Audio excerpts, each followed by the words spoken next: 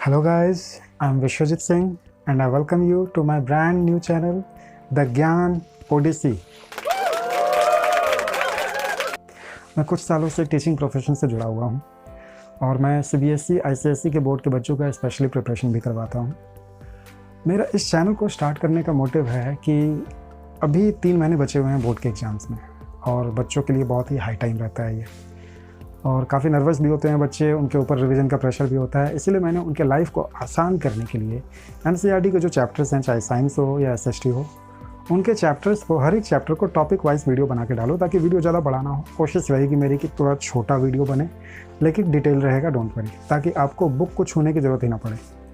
आप इतना ट्रस्ट कर सकते हैं कि अगर आप मेरे वीडियोज़ को 1 से 2 बार 3 बार देखेंगे, आपको सब कुछ ऐसे ही समझ में आ जाएगा। और आंसर राइटिंग की बात जहाँ तक है, वो तो आप खुद भी कर लोगे और मेरी तरफ से जो भी गाइडेंस होगा आंसर राइटिंग पे, वो भी मैं प्रोवाइड करूँगा। तो इस वीडियो को ज़्यादा लंबा ना करते हुए चलिए स्टार्ट करते हैं आज का चैप्टर, जो कि पहला चैप्टर है हमारा, वो है the rise of nationalism in Europe. और इसका पहला टॉपिक जो कि है इंट्रोडक्शन पार्ट, उससे हम लोग शुरुआत करते हैं। चलिए बिना किसी डिले के हम लोग आज का वीडियो शुरू कर लेते हैं।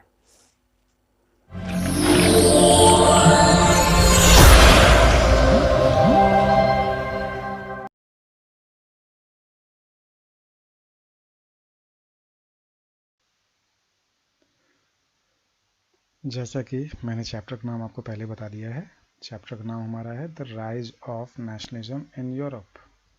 किसी चैप्टर को स्टार्ट करने से पहले हमें ये समझना चाहिए कि उस चैप्टर का जो मेन कॉन्सेप्ट है, यानी कि कहने का मतलब एक्चुअल कॉन्सेप्ट को पहले समझना, और वो पूरा चैप्टर हमें किस बारे में बता रहा है, यानी कौन से टॉपिक को डिस्कस कर रहा है। तो इस चैप्टर का मेन फोकस होगा सिर्फ और सिर्फ नेशनलिज्म को समझाना, कि नेशनलिज्म कैसे इमर्ज हुआ और सबसे पहले वर्ल्ड के किस पार्ट में इसको एक्सपीरियंस किया गया।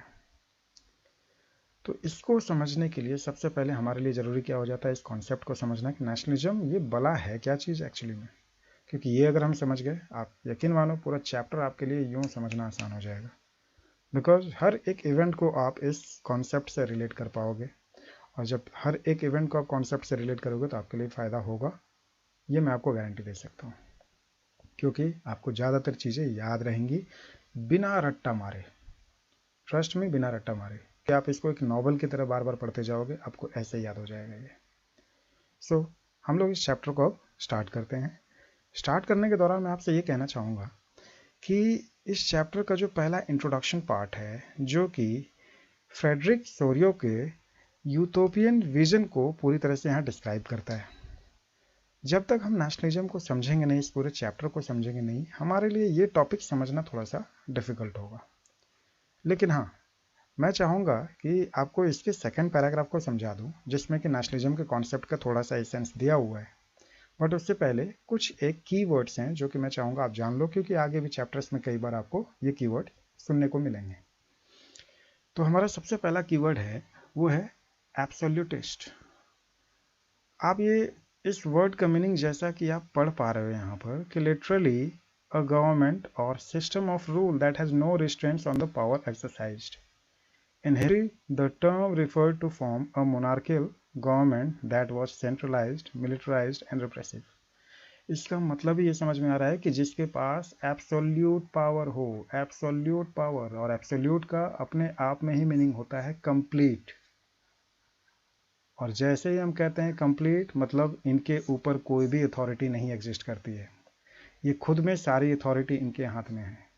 ये छोटे से छोटे डिसीजन से लेके बड़े से बड़े डिसीजन सारे ये एब्सोल्यूटिस्ट के हाथ में होता है। ये किसी और के साथ जो है पावर शेयर नहीं करते हैं, और साथ ही साथ ये किसी और को जवाबदेह नहीं होते हैं अपने किसी भी डिसीजन के लिए, किसी भी डिसीजन के लिए।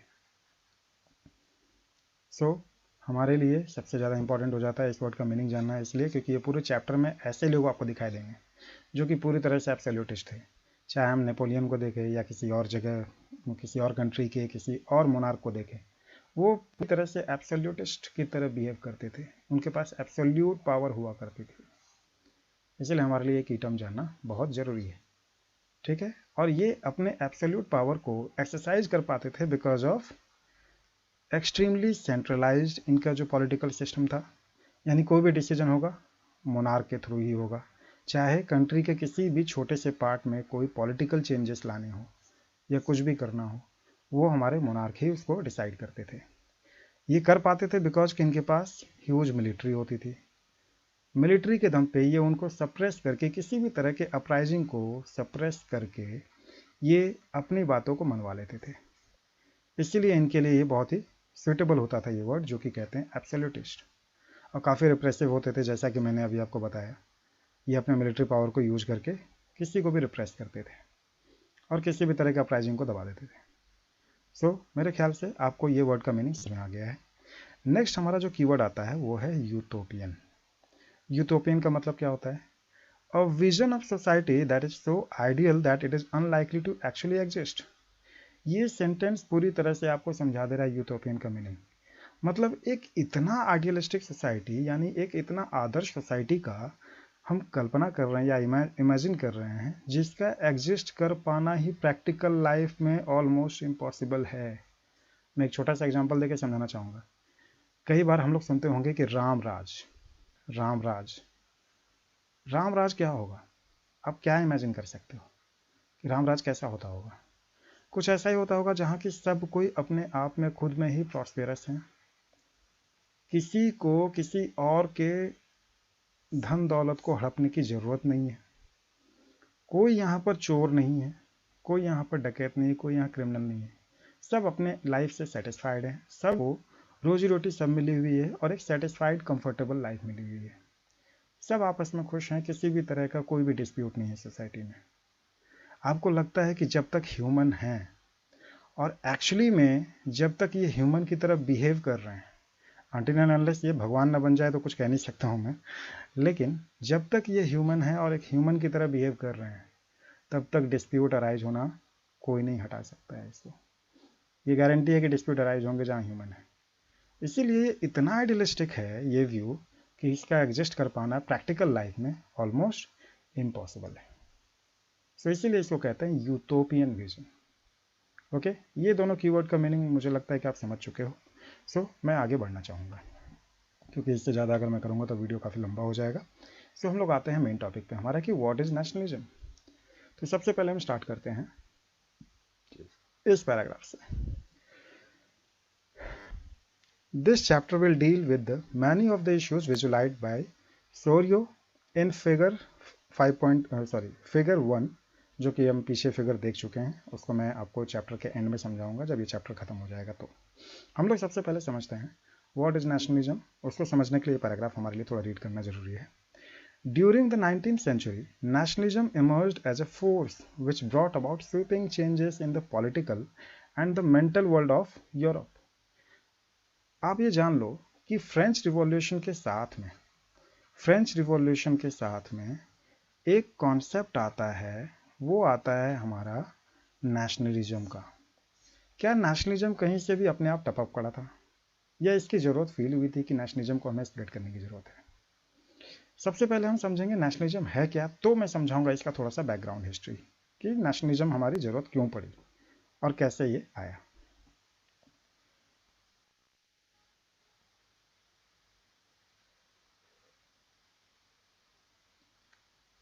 जैसा कि nationalism emerged as a force which brought about sweeping changes in the political and the mental world of the Europe, यानी कि ये इतना बड़ा एक फोर्स की तरह ये इमर्ज हुआ कि पूरे यूरोप में एक तरह से तहलका मच गया। मतलब पूरे यूरोप का पॉलिटिकल मैप कहो आप, या लोगों की पॉलिटिकल थिंकिंग, पॉलिटिकल मैप और थिंकिंग दोनों चेंज हो गए लोगों के।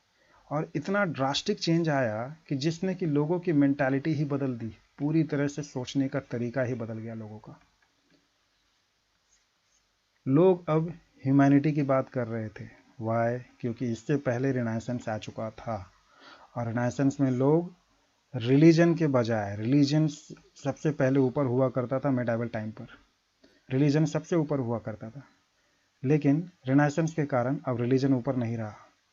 हर एक चीज़ के लिए रीजन को ढूंढा जाने लगा कि कोई भी अगर आप लॉजिक देते हैं, कोई भी अगर आप स्टेटमेंट देते हैं तो उसके पीछे का लॉजिक क्या है। कहने का मतलब कि अगर आप कह देंगे कि भगवान से हम सवाल नहीं कर सकते क्योंकि वो नाराज़ हो जाएंगे, इसका लॉजिक दीजिए, कि सवाल करने से कौन ऐसे भगवान होंगे जो नाराज होंगे। तो लॉजिक को ढूंढा जाने लगा, साइंस को पूछा जाने लगा कि हर चीज़ के पीछे साइंस है, हम किसी भी चीज़ को सुपरस्टिशन की तरह नहीं देख सकते हैं, हम अंधविश्वास में नहीं पढ़ेंगे। तो साइंस और लॉजिक की बात आने लगी यहाँ पर। और क्योंकि साइंस और लॉजिक की बात आने लगी तो लोग सोचने लगे ह्यूमैनिटी के बारे में कि कोई एक पर्टिकुलर बंदा ही क्यों रूल करता है किसी सोसाइटी पर, या फिर एक ही डायनेस्टी के लोग क्यों हमेशा रूल करते हैं, या तो दूसरे एरिया का कोई रूलर या डायनेस्टिक एम्पायर जो है वो उनके एरिया पे जब कब्जा कर लेता है तो वहाँ के लोगों के बारे में कोई नहीं सोचता है, चाहे वही उनका जो पहले से जो उनका रूलर था वो भी उनके बारे में कभी नहीं सोचते हैं, वहाँ के लोकल लोगों के बारे में। हमेशा से एक कंट्री को उसके रूलर के नाम से जाना जाता था, ना कि वहाँ के लोगों के एथनिसिटी के नाम से कि किस तरह के एथनिक ग्रुप से वो बिलोंग करते हैं, उनके कल्चर के नाम से या फिर कल्चर से या फिर उनके रिलीजन से या फिर उनके लैंग्वेज से। मतलब कि वहाँ के लोगों की खुद की कोई आइडेंटिटी नहीं थी। मतलब ये कुछ ऐसे ही हो गए कि आप थोड़ा सा अगर फनी वे में कहा जाए तो एक ऐसे मंदिर के घंटे थे जिनको कि कोई भी आकर के बजा के चला जाता था। अब मेरा कहने का मतलब सिंपल है यहाँ पर कि उनका अपना आइडेंटिटी बिल्कुल एग्जिस्ट नहीं करता था, उस एरिया को सिर्फ और सिर्फ जाना जाता था वहाँ के रूलर के नाम से। लोगों में फिर यहाँ पर काफ़ी ज़्यादा गुस्सा आने लगा क्योंकि कोई भी रूलर जो आता था सिर्फ अपने खुद के पर्सनल इंटरेस्ट के लिए वो काम करते थे, वहाँ के लोगों के डेवलपमेंट के लिए कोई काम नहीं होता था। क्योंकि आपने पिछले क्लास में भी पढ़ा है आपने फ्रेंच रिवॉल्यूशन वाले पार्ट में कि आपको दिया हुआ था वहाँ पर कि कितना ज़्यादा टैक्स पे करते थे कौन, लोकल लोग, जो कि नोबल सोसाइटी में नहीं आते थे, ठीक है, जो कि थर्ड स्टेट के लोग थे, वो काफ़ी ज़्यादा उनको टैक्स पे करना पड़ता था। यानी एक तरह से जो लोकल लोग होते थे जिनका पॉपुलेशन बहुत ज़्यादा था, मतलब कि 98% के करीबन पॉपुलेशन जो थी उसके बारे में कभी भी रूलर सोचता नहीं था। और इसीलिए लोगों में अपने खुद की आइडेंटिटी को बचाने की यहाँ पर जद्दोजहद स्टार्ट होती है। मतलब ये हुआ कि अगर उनको अपने आइडेंटिटी को सेव करना है तो उनकी खुद की पॉलिटिकल आइडेंटिटी होनी जरूरी है। और जो रूलर्स थे वो ऐसा कर क्यों पाते थे, क्योंकि उनको भी मालूम था कि वो जिस रीजन पे कब्जा करके रखते थे वहाँ पर multi cultural multi linguistic group वहाँ पर रहा करती थी। मल्टी लिंग्विस्टिक, मल्टी रिलीजन, आप जो कह सकते हो उसमें, यानी कि बहुत ज़्यादा डाइवर्सिटी थी।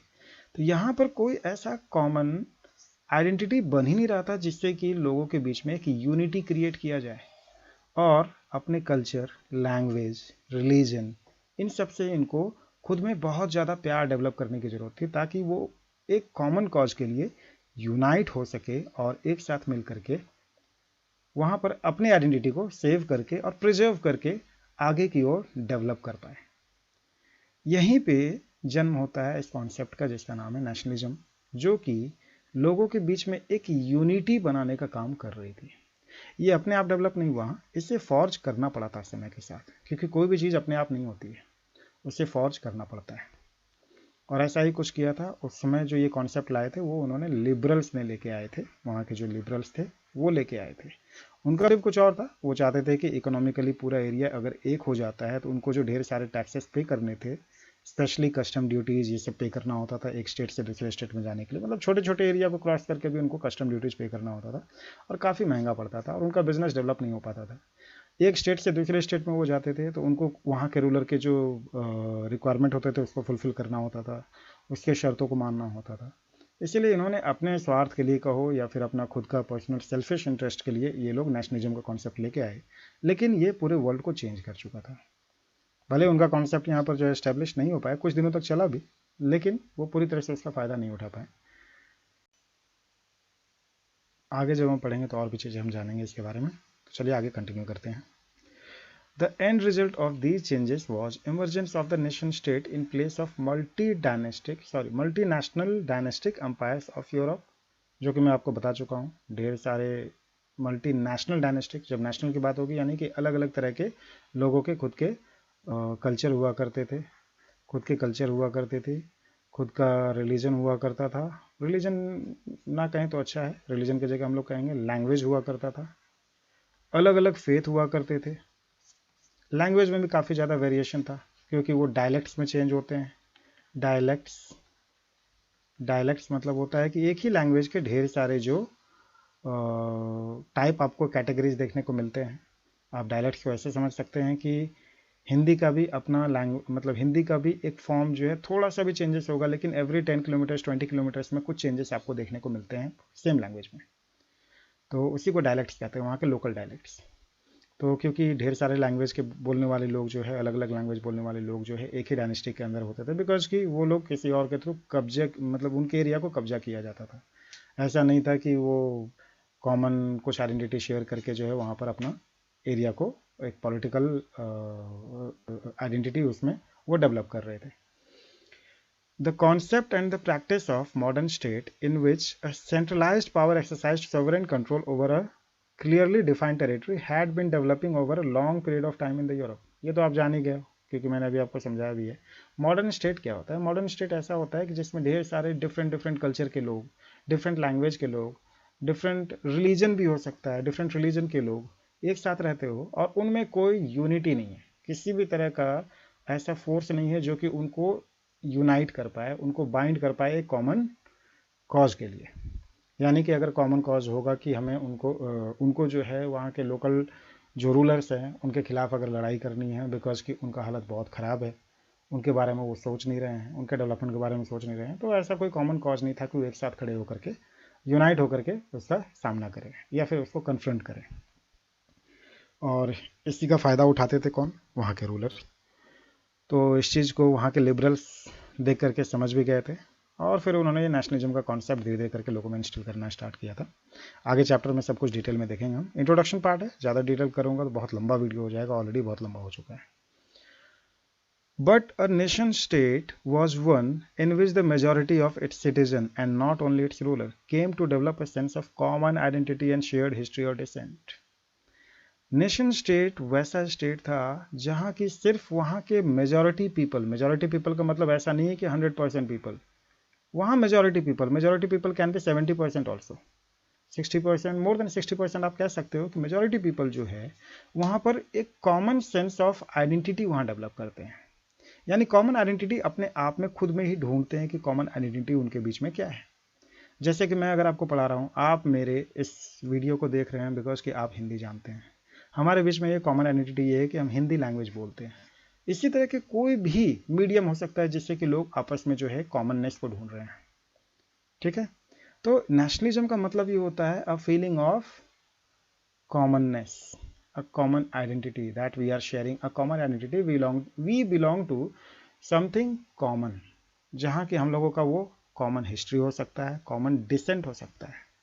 कॉमन डिसेंट मतलब कि अगर ऐसे देखा जाए तो सारे ह्यूमन एक ही जगह से आए हैं, एक ही बंदे से आए हैं, लेकिन वैसे नहीं, उतना पुराना जा करके लोग आज के डेट में सोचते नहीं हैं। आजकल तो भाई भाई का होता नहीं है, तो इतना पुराना सोचने की बात ही अलग है। तो यहाँ पर हिस्ट्री और डिसेंट की बात हो रही है। किसी भी तरह का कॉमन आइडेंटिटी हो सकता है, either on the basis of language, culture, religion, anything. This commonness did not exist from time immemorial. ऐसा नहीं था कि ये बहुत पहले से एग्जिस्ट करती थी, इसको डेवलप किया गया, समय के साथ डेवलप किया गया, क्योंकि लोगों को मालूम था कि ये कॉमननेस इजीली डेवलप नहीं होगा। आप इंडिया में ले लो ना एग्जांपल, इतनी ज़्यादा डाइवर्सिटी है, चाहे लैंग्वेज को ले लो, 1600 लैंग्वेजेस इंडिया में बोले जाते हैं, 1600। आपको लगता है कि ऐसे में हमारे सोसाइटी में जो है नेशनलिज्म स्प्रेड हो पाता है ईजिली? अगर महात्मा गांधी जैसे लोग अगर नहीं होते, या फिर जो उस समय के हमारे नेशनलिस्टिक लीडर्स थे जिन्होंने नेशनलिज्म को स्प्रेड करने के लिए डिफरेंट मीन्स को यूटिलाइज किया, जो कि हम नेक्स्ट चैप्टर में देखेंगे, जो कि हमारा सेकेंड चैप्टर होगा, तो उन लोगों ने अगर मेहनत नहीं की होती तो इतने डाइवर्स सोसाइटी में हमारी जो इतनी ज़्यादा डाइवर्सिटी है, जोग्राफिकली भी और आपका सोशल डाइवर्सिटी भी बहुत ज़्यादा था हमारे यहाँ, कल्चरल डाइवर्सिटी भी बहुत था, तो ये जो नेशनलिज्म है ये स्प्रेड कर पाना बहुत मुश्किल होता है।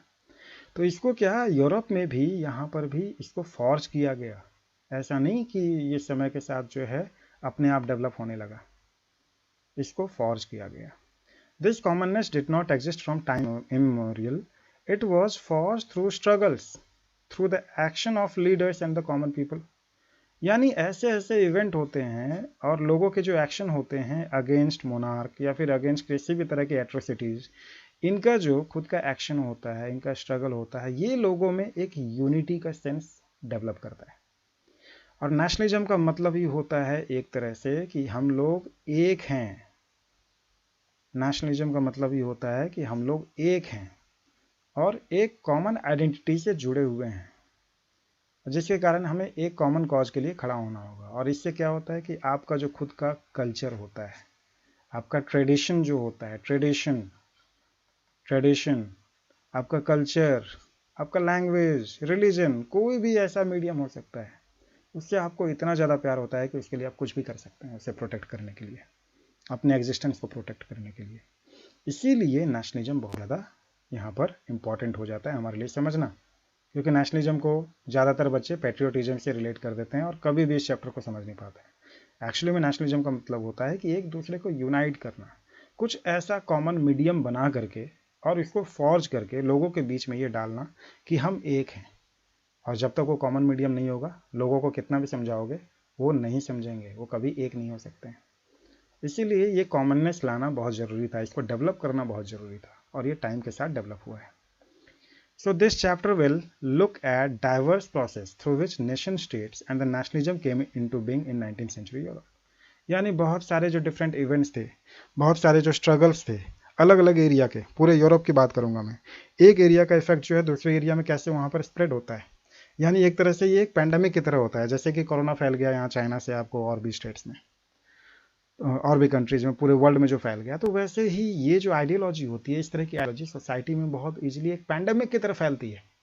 अब पूरे यूरोप में ये स्प्रेड हो चुका था 19th सेंचुरी के करीबन में, जिससे कि पूरे यूरोप में नेशन स्टेट का क्रिएशन स्टार्ट होता है। तो फाइनली मैं इस टॉपिक को एंड करने से पहले एक बार छोटा सा समरी आपको बताना चाहूँगा। नेशनलिज्म का मतलब, नेशनलिज्म का मतलब कि एक ऐसा एरिया जहाँ की, नेशन स्टेट का मतलब होता है कि एक ऐसा एरिया जहाँ की सारे लोग ना कह के मेजॉरिटी ऑफ द लोग जो है आपस में कुछ एक ऐसा सेंस डेवलप करते हैं कि आपस में ये कॉमन फील करते हैं, यूनाइटेड फील करते हैं कि ये एक ही डिसेंट या हिस्टोरिकल बैकग्राउंड रहा है इनका, चाहे वो कल्चर हो सकता है, लैंग्वेज हो सकता है, आपका ट्रेडिशन हो सकता है, वहाँ का रिलीजन भी हो सकता है, कुछ भी हो सकता है। इससे लोग अपने आप को यूनाइटेड फील करते हैं। ठीक है, इसके साथ ही मैं आज का ये टॉपिक जो है इसको एंड करना चाहूँगा, क्योंकि इससे ज़्यादा बड़ा नहीं करना चाहूँगा वीडियो को। और आपको अगर मेरा ये पढ़ाने का तरीका अगर पसंद आ रहा है तो आई वुड होप कि आप मेरे चैनल को लाइक करेंगे, सब्सक्राइब करेंगे और ज़्यादा से ज़्यादा लोगों के बीच में शेयर करेंगे। और इसी उम्मीद के साथ मैं नेक्स्ट टॉपिक स्टार्ट आपको वीडियो बहुत जल्द लेके आऊँगा। अगर आपको पसंद आए, किसी भी तरह का क्वेश्चन हो तो आप मुझे कमेंट सेक्शन में भी पूछ सकते हैं। थैंक यू वेरी मच आपका प्रेशियस टाइम देने के लिए। और होपफुली मैं कोशिश करूँगा कि आपके लिए जो ये बोर्ड एग्जाम हो, या फिर अगर आप यूपीएससी की भी तैयारी कर रहे हैं, तो आपके लिए बहुत ईजी से ईजी वे में हर एक कॉन्सेप्ट को क्लियर करता जाऊँ मैं। Okay, so thank you very much आपका प्रेशियस टाइम देने के लिए। Okay, bye bye.